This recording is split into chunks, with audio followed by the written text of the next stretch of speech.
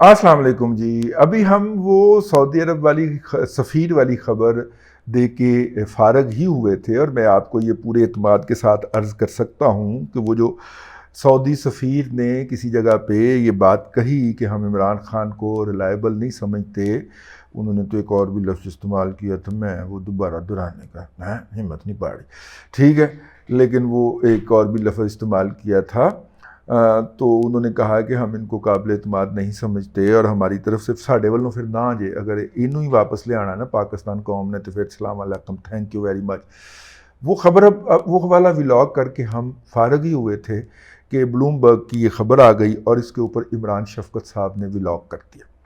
तो उन्होंने सिर्फ एक खबर का हवाला दिया, एक दो बातें कहीं। मैं क्या खबर पूरी पढ़ी जाए, खबर का टेक्निकल जायज़ा लिया जाए और फिर आपकी खिदमत के अंदर जो है वो बाकी बातें भी अर्ज़ की जाएं। तो खबर है जी ब्लूमबर्ग मार्केट्स की, और मार्केट्स उनका शोबा है, खबरों का शोबा मार्केट, उसके अंदर ब्लूमबर्ग की खबर है। आईएमएफ ने सऊदी अरब से पाकिस्तान को फंडिंग के हवाले से यकीन दहानी मांग ली और उन्होंने कहा है कि इस बात को, इसका मकसद बुनियादी तौर पे ये है कि $4 अरब की जो कमिटमेंट की है सऊदी अरब ने, क्या वो उस फॉलो थ्रू करेगी, मेरा मतलब है कि कंटिन्यू करेगी, और अगर हमारे फंड्स की रिलीज़ के बाद कोई गैप पैदा होता है तो क्या सऊदी अरब उसको भी फिल करेगा, क्योंकि $4 अरब और $1 अरब 20 करोड़, $1 अरब 17 करोड़ है मेरा ख्याल, $4 अरब या उसको इसने 20 करोड़ लिखा है तो हम $4 अरब जमा $1 करोड़ 20 करोड़ का मतलब $5 करोड़ 20 अरब हो गया, $5 अरब 20 करोड़ हो गया।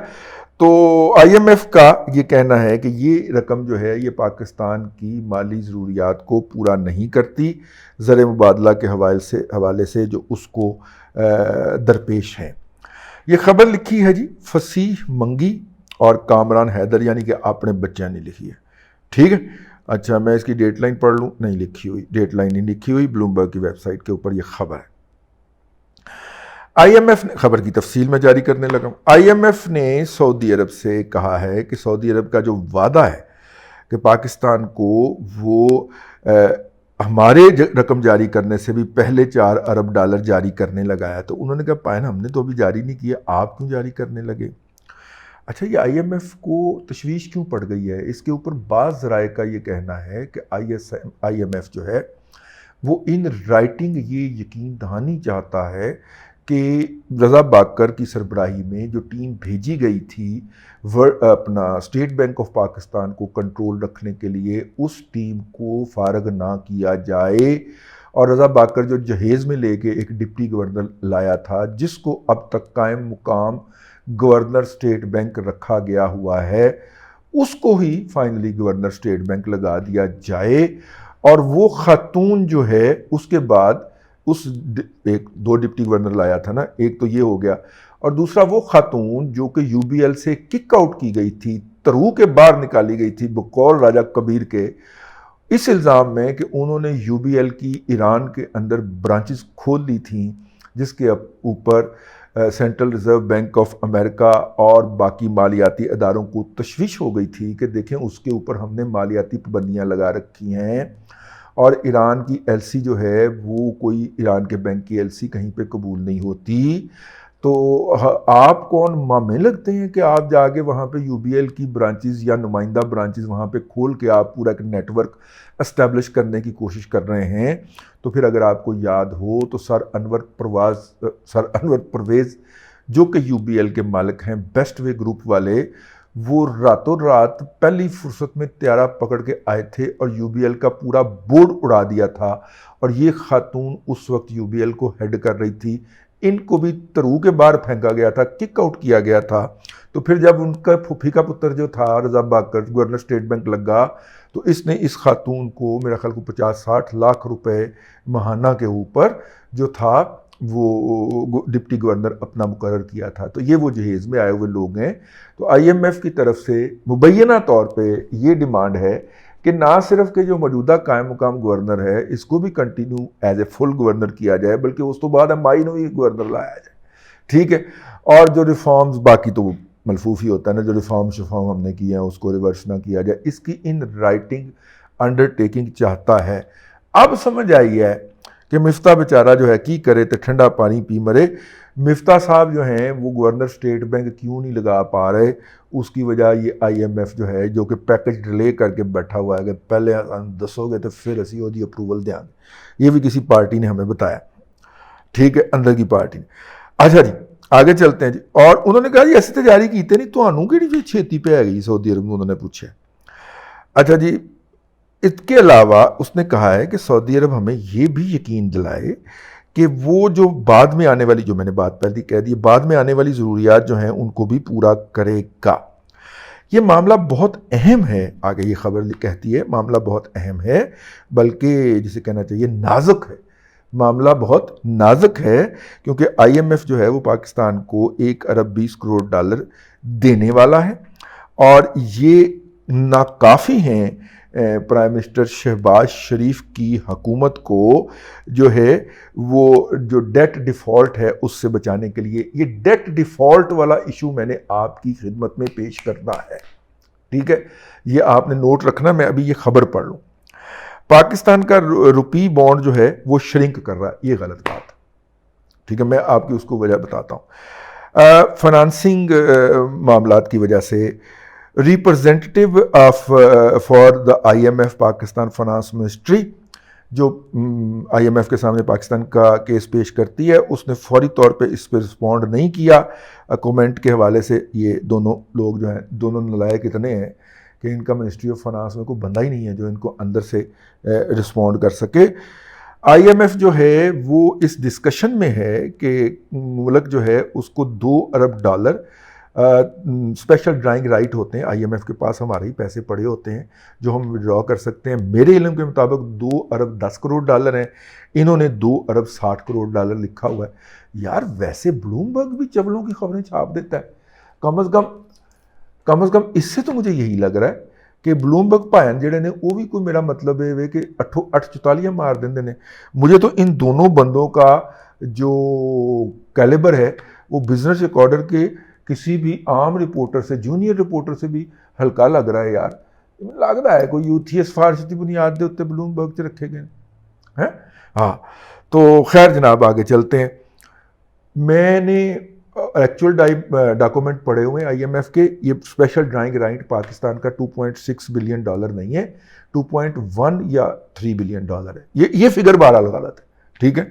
अच्छा जी, और पाकिस्तान की फाइनेंस मिनिस्टर मिफ्ता इस्माइल ने जुलाई 20 को एक ब्रीफिंग में कहा था कि पाकिस्तान को 41 अरब डॉलर की ज़रूरत होगी गुज़िश्ता अगले 12 महीने के अंदर, ठीक है, ताकि वो सूद की अदायगी कर सके। मेरा ख्याल है सूद की अदायगी नहीं है ये बिल्कुल ही जाहिल के बच्चे हैं यार। ये ब्लूमबर्ग ने किन लोगों को रख लिया यार। Pakistan secure staff level meeting blah blah blah blah blah blah. मेरा ख्याल से ब्लूमबर्ग का कोई स्टैंडर्ड होएगा, ये तो सारे नैले बैठे हुए ने इतने भैन। अब सुनिए आप बात। हमने एक फ्राइडे का किया था दादा पोता शो, उसके अंदर वसीम साहब ने एक खबर पढ़ी थी कि पाकिस्तान का जो डेट है, जो पाकिस्तान के इंटरनेशनल बॉन्ड्स हैं उनकी डिमांड के अंदर इजाफा हो गया, ठीक है। फिर हमने इकबाल लतीफ़ साहब गुरु हैं फाइनेंशियल मार्केट के, और गुरु हो और उसके पास पैसा भी हो तो फिर महागुरु हो जाता है, और वो गुरु हो और वो फाइनेंसिंग कर सके, मेरा मतलब है पाकिस्तान की मुख्तलिफ इंस्ट्रूमेंट की, तो वो और भी हो जाता है।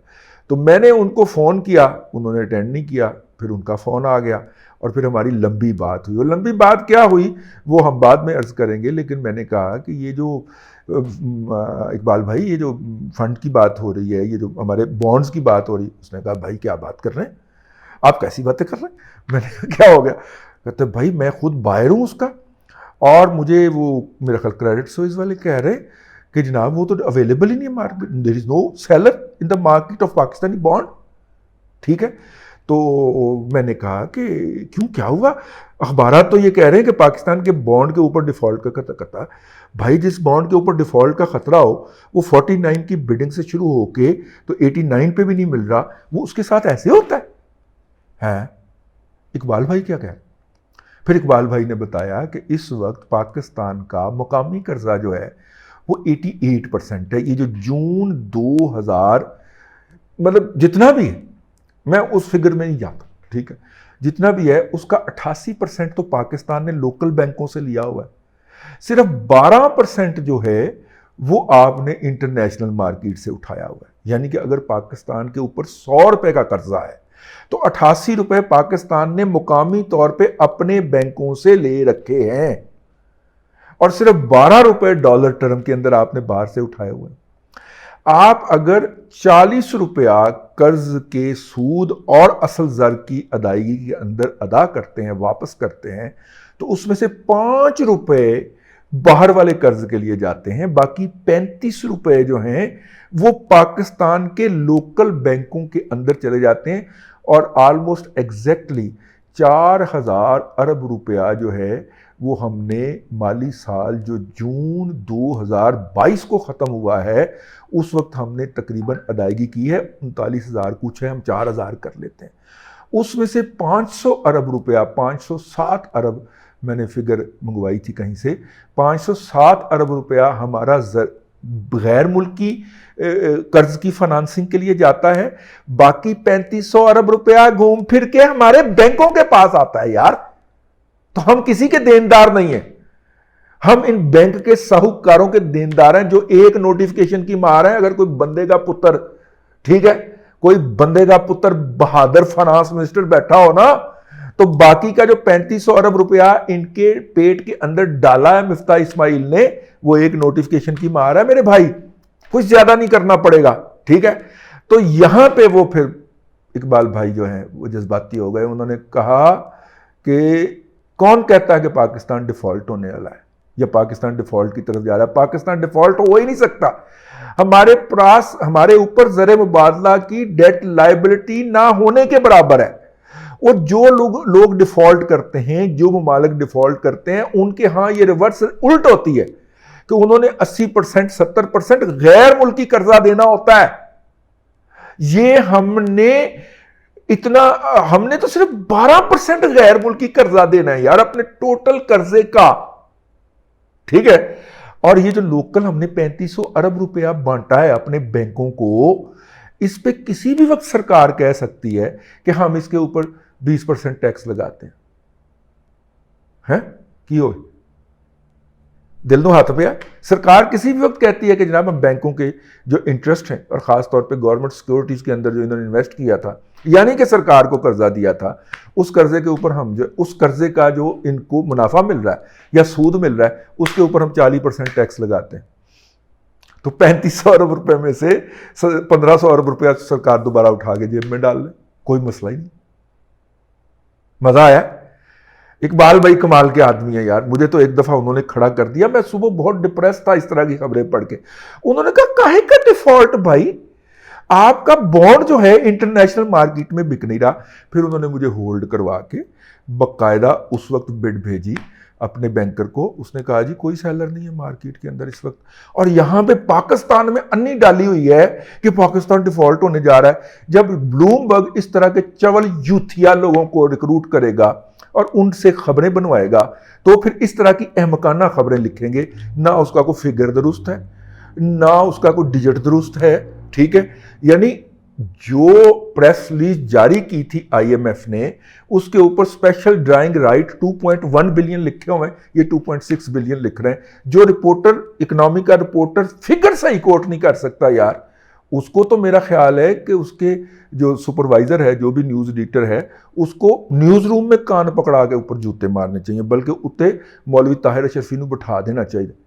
ताहिर अशरफी पतला हो गया हूँ, ठीक है, कोई होर फवाद को चौधरी को बिठा देना चाहिए, नहीं तो कम से कम उसके छोटे भाई फैसल को तो जरूर बिठाना चाहिए इस तरह के बंदे को, ठीक है। हद है यार, अपने मुल्क की सॉवरेनिटी के साथ, अपने मुल्क के फाइनेंशियल फ्यूचर के साथ आप ऐसे खेल रहे हैं।